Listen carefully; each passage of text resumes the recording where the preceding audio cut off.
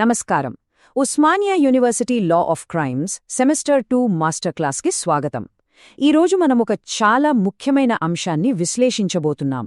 అదేంటంటే పాత వలసవాద చట్టాల స్థానంలో వచ్చిన భారతీయ న్యాయ సంహిత అంటే బిఎన్ఎస్.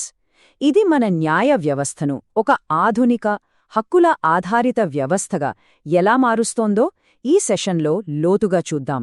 లా స్టూడెంట్స్గా మేరం తెలుసుకోవలసిన అత్యంత కీలకమైన మార్పులు ఇందులో చాలా ఉన్నాయి. సరే, ముందుగా సిలబస్ ఎలా ఉందో చూద్దాం.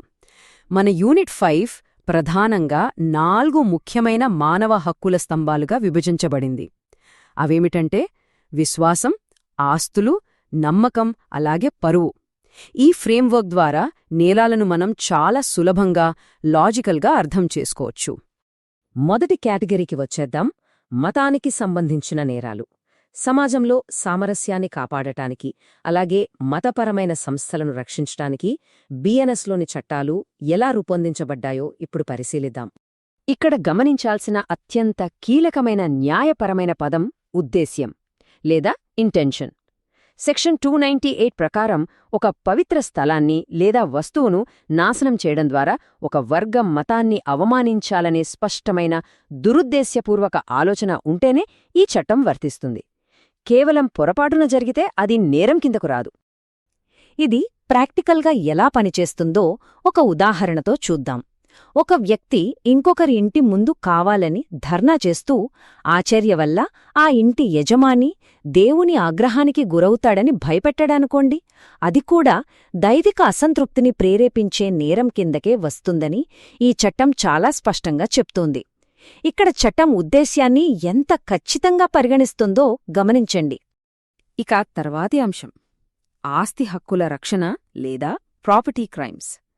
ఒక ఆస్తికి సంబంధించిన నేరం, అందులో ఉన్న భయం లేదా శారీరక దాడి ఆధారంగా ఎలా వేర్వేరు కేటగిరీలుగా తీవ్రమవుతుందో తెలుసుకోవడం నిజంగా చాలా ఆసక్తికరంగా ఉంటుంది.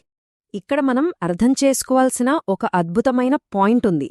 సెక్షన్ 303 కింద దొంగతనం లేదా థెఫ్ట్ జరిగిందని నిర్ధారించాలంటే ఈ 5 లక్షణాలు ఖచ్చితంగా ఒకేసారి జరగాలి.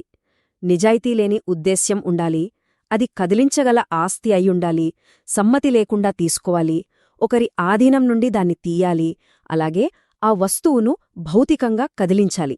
ఇందులో ఏ ఒక్కటి మిస్ అయినా టెక్నికల్గా అది దొంగతనం కాదు. అసలు ఈ నేరాలు చట్టపరంగా అంచెలంచెలుగా ఎలా తీవ్రమవుతాయో చూడండి. ఒక సాధారణ దొంగతనానికి భయం తోడైతే అది ఎక్స్టార్షన్ లేదా బలవంతపు వసూలవుతుంది. ఆ భయపెట్టే సమయంలో వెంటనే హింస జరిగితే అది రాబరీ అవుతుంది. అదే రాబరీని 5 లేదా అంతకంటే ఎక్కువ మంది కలిసి చేస్తే అది డెకాయిటీ లేదా దోపిడీ అవుతుంది. చట్టం ఎంత లాజికల్గా దీన్ని డిజైన్ చేసిందో గమనించారా? ఈ పట్టికను ఒకసారి నిశ్చితంగా పరిశీలిస్తే నేరస్తుల సంఖ్య పెరిగే కొద్దీ చట్టం దాన్ని ఎంత కఠినంగా పరిగణిస్తుందో మనకిట్టే అర్థమవుతుంది. సెక్షన్ 310 కింద ఒక నేరాన్ని కేవలం 5 లేక అంతకంటే ఎక్కువ మంది ముఠాగా ఏర్పడి చేయడం వల్ల శిక్ష 10 ఏళ్ల నుండి జీవిత ఖైదుకు ఎలా మారుతుందో ఇక్కడ మనం క్లియర్గా చూడొచ్చు. ఇక ప్రాపర్టీ క్రైమ్స్లోనే ఇంకొక కోణమైన విశ్వాసం మరియు నష్టం అనే అంశానికొద్దాం. ఆస్తిని కావాలని నాశనం చేయడం లేదా మనపై ఉంచిన నమ్మకాన్ని వమ్ము చేయడం లాంటివి ఈ విభాగంలోకి వస్తాయి. ఈ రెండింటి మధ్య ఉన్న సన్నని గీతను మనం ఖచ్చితంగా పట్టుకోవాలి. మిస్చీఫ్ లేదా కీడులో ఆస్తిని దొంగలించాల్సిన పనే లేదు, దాన్ని కదిలించాల్సిన అవసరం కూడా లేదు. దాన్ని విలువను లేదా ఉపయోగాన్ని నాశనం చేస్తే చాలు. కానీ క్రిమినల్ బ్రీచ్ ఆఫ్ ట్రస్ట్ అంటే నమ్మకద్రోహంలో ఒక వ్యక్తికి చట్టబద్ధంగా అప్పగించిన ఆస్తిని వారు నిజాయితీ లేకుండా తమ స్వంతానికి వాడుకుంటారు. ఇది నేరుగా ఒకరి నమ్మకాన్ని మోసం చేయడమే. సెక్షన్ 404లోని ఒక స్పెసిఫిక్ ఎగ్జాంపుల్ చూద్దాం. ఒక వ్యక్తి చనిపోయిన తర్వాత ఆ ఆస్తి అసలైన వారసుడికి చేరకముందే ఒక పనివాడు లేదా తెలిసిన వ్యక్తి దాన్ని నిజాయితీ లేకుండా సొంతానికి వాడుకున్నాడనుకోండి. అది సమాజంలోని నమ్మకాన్ని ఎంత దారుణంగా ఉల్లంఘిస్తుందో ఈ సెక్షన్ పర్ఫెక్ట్గా వివరిస్తుంది. సరే, ఇప్పుడు యూనిట్ 5లోని 3వ స్తంభంలోకి వెళ్దాం. అదేంటంటే రికార్డుల విశ్వసనీయతను కాపాడటం. ముఖ్యంగా కమర్షియల్ మరియు లీగల్ విషయాల్లో డాక్యుమెంట్లు నమ్మదగినవి కాకపోతే అబ్సల్యూట్లీ మొత్తం సిస్టమ్ కుప్పకూడుతుంది. సెక్షన్ 336 ఫోర్జరీని ఎలా డిఫైన్ చేస్తుందో చూస్తే, మోసం చెయ్యాలనే లేదా ఎవరికైనా హాని కలిగించాలనే స్పష్టమైన ఉద్దేశ్యంతో ఒక నకిలీ పత్రాన్ని లేదా ఎలక్ట్రానిక్ రికార్డ్ని సృష్టించడమే ఫోర్జరీ. ఇక్కడ ఎలక్ట్రానిక్ రికార్డ్స్ అనే పదం ఈ డిజిటల్ యుగంలో ఎంత ముఖ్యమో ప్రత్యేకంగా చెప్పాల్సిన పని లేదు కదా. అసలు ఫోర్జరీ అనేది కేవలం ఒక కాగితానికి సంబంధించిన నేరం కాదు. అది వ్యవస్థ పునాదులనే కదిలిస్తుంది.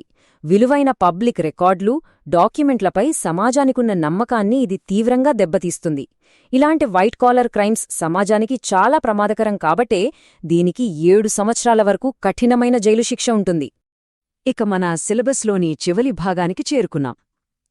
ఇక్కడ ఆస్తి, ప్రాణాలు మాత్రమే కాదు, ఒక వ్యక్తి మానసిక ప్రశాంతతను, సమాజంలో వారి పరువును లేదా కీర్తిని కాపాడటంపై మన న్యాయశాస్త్రం ఎలా దృష్టి సారిస్తుందో చూద్దాం. ఇది నిజంగా ఒక అద్భుతమైన ఆధునిక రాజ్యాంగ సంబంధమని చెప్పాలి.